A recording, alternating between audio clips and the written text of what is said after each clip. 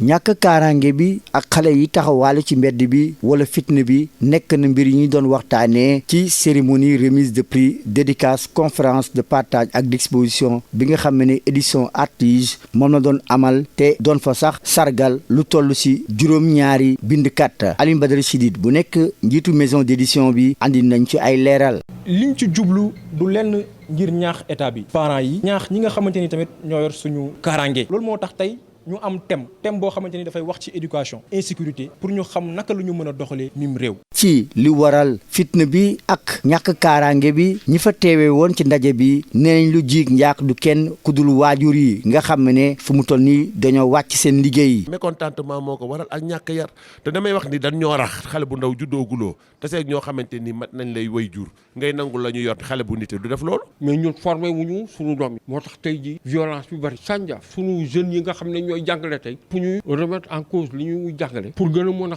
jàngal xale yi. làmb ji nañuy fexe ñuy teel a tas nawetaan yi aussi ñoo ko yore gouvernement bi na ci teg bëtëm nawetaan yi nañuy yem ci nawet xale yi jàngi école ubbi ñu jàng. ni nga xam ne tamit jàng bi dafa sooxee jaaxal na trop jàngalekat yooyu di sàkku ñu xoolaat système bi ñuy joxee xam-xam xale yi. ne école yi war a am bibliothèque ne école yi am ay cinéthèque loo xam ne dañuy jàngal xale yi di leen jox exemple. mais système éducatif bi yëpp la ñu war a xoolaat enraciné wu comme Senghor avait dit si suñu valeur ak civilisation pour mën a ouvrir maintenant vers le monde. xale aussi la nga koy jàngal dafa war a am cafka te suñu livre yi cafka yi daf cee des ndax màgget na lool te yàgg na te wax dëgg yàlla adduna bi aussi tal na yeneen préoccupation ak yeneen thème yu dul yi ñuy jàngale gone yi. ñu sanc ko atum 2018 édition Artige boobu ak léegi mu ngi bay waaraam ci mbirum jox nit ñi xam-xam ak ci wàllu njàng bi jaarale ko ci yombalal bindkat yi ñu mën a génn seeni lijaasa. Insécurité, délinquance, violence, des centres d'intérêt qui ont occupé les temps forts de la cérémonie de remise de prix, de dédicace, de conférences de partage et d'exposition au profit de 7 écrivains organisés par les éditions Artige que dirige Alioune Badara Chidid.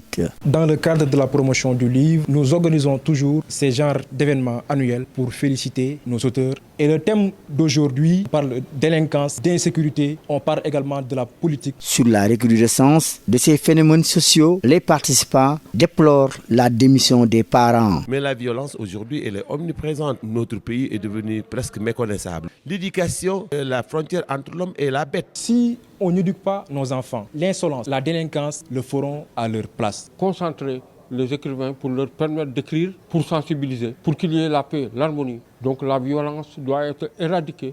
Les combats de lutte, on pourrait imposer aux promoteurs et autres que les combats se terminent à 17h. Les matchs de navétane aussi assujettir les ASC à respecter la norme culturelle. La baisse du niveau dans le système éducatif inquiète également ces enseignants qui plaident pour sa refonte. Le niveau a énormément baissé. Il faut nécessairement que l'on remette dans les écoles des bibliothèques, que l'on remette les jeunes à la lecture. Nous, depuis le bas âge, on nous pousse à lire. Et si on délaisse la lecture, on va consacrer ce temps à autre chose. Mais aussi augmenter les livres au programme. D'intégrer des livres qui mettent en avant les problématiques contemporaines avec des auteurs qui leur sont proches et qui posent leur vécu. L'État devrait bien appuyer l'éducation. Il faut l'éducation pour qu'on mène bien ce pays en haut.